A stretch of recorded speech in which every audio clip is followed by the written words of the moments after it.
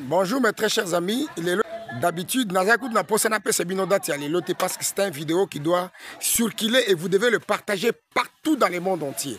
Donc, Balandi, il y a Youssouf Kaloji, Oba Mesana, na Youssouf, Oba Yebi Boanya Tomayele, il y a Youssouf na Makambotali politique, il y a RDC.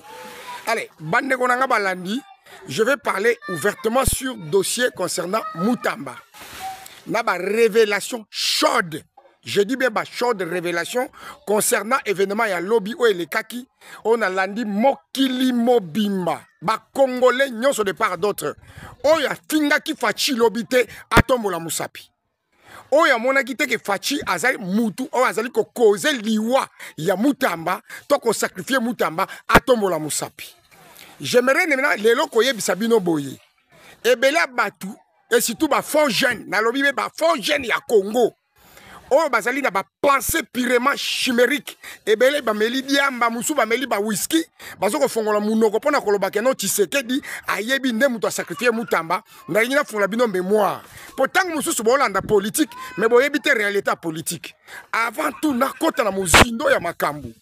Bayi Congo esengeli boyeba que la politique c'est la guerre des nerfs. Soko zali na ba nerf solidité, tika kolobe la politique. Wana na zolo bapo o ifungolo mémoire. Oteka kano kwanga teka. Oteka no alimentation keno teka. Bino bandeko ba boutique, bosa ba boutique. Yo muto teka soki nino sanga soka faire nini sala tikela biso politique. Po politique eza lelo bakosa eloko moko chauffer yo nerf. Au moins ko suki. Zoka pe suki pété. Botika la biso politique ko depuis kabino bokota politique. Bon, mais ça n'a pas na ba musique, ya ba wera, ya ba falina, ba nini. Souka wana jeunesse congolaise. S'il faut beaucoup de la politique, bon, ça la bannière solide. Pourquoi na solo babongo? Et là, quoi liboso?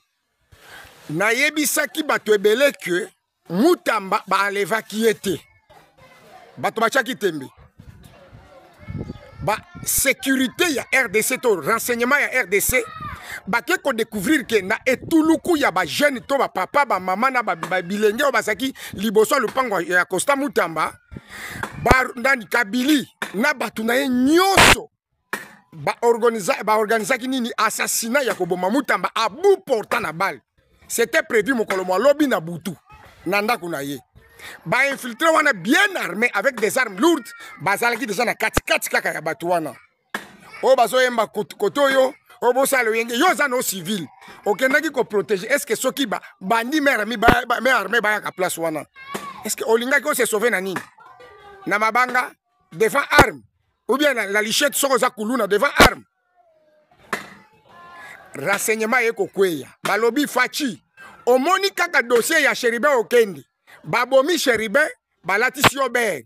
Ndenge bakoboma Moutamba lelo na butu po balati siober ke fachi butu abomi Moutamba. Mes très chers amis, politique, boye baka politique, surtout bana Congo, jusqu'à maintenant, vous ne comprenez pas ce que ça veut dire la politique. Vous devez avoir des nerfs.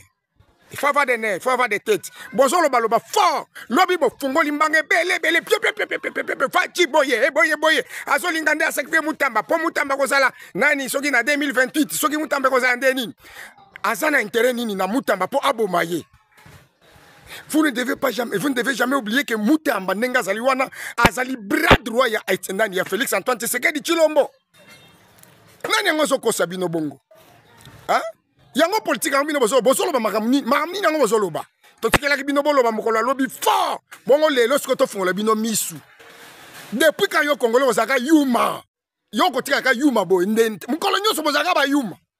Bazo pasa ko saka bino na bato nani ya ba PPRD ya bato ya Joseph Kabila ka il suffit ka ba injecter bino loko moko boy allez bobandi ko piolola Tshisekedi asali boy tala Tshisekedi n'est pas n'importe qui, un stratège avéré. Il n'est pas n'importe qui na kati mboka o ya RDC. Moutamba azali bras droit ya Tshisekedi. Tango bango ba yaki po babo ma Moutamba butu ya lobby.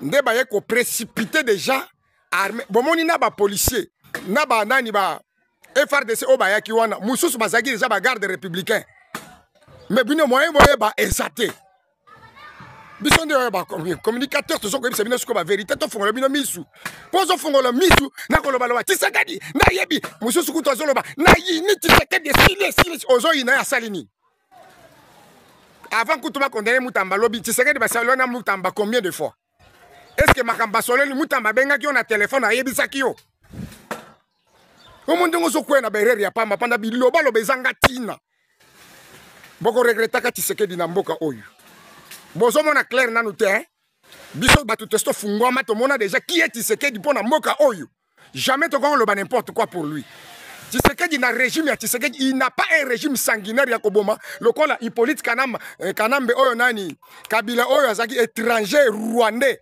un assassin un tueur un porte-malheur du peuple congolais. Vous voulez le comparer avec Kabila? Est-ce que Tshisekedi a vraiment ce régime ya koboma bato? Maintenant qu'est-ce qu'il y a eu?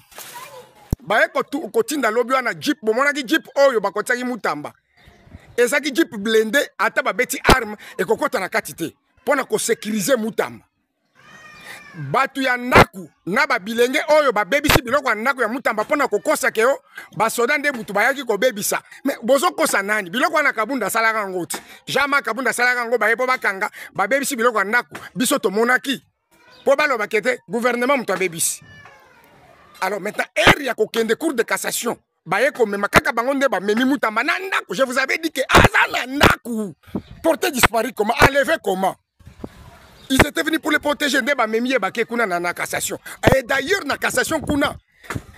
Donc, naba kitiango, il fallait qu'ils vendent le Mutamba na nyonso. Et ça là qui bien préparé et bien donc détecté pour bailler que poison et ça bien exaté.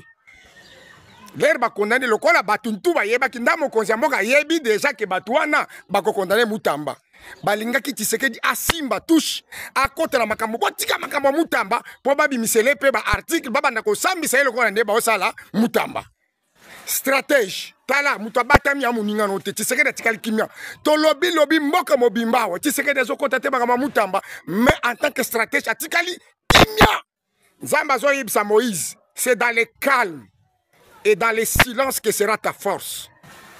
Voilà la puissance de Fachi, c'est le calme et le silence. Est-ce que vous avez dit que vous avez dit que vous avez condamné qui bazana katia kokanga batu nyos na lobi ke bakangi oyo atangi oyo batinda ki bisoto bo Mutamba po to balatisa yo ber yo mokonzi mboka. Je vous dis que arrestation zana katia ko sala malelo na ndenga liboma.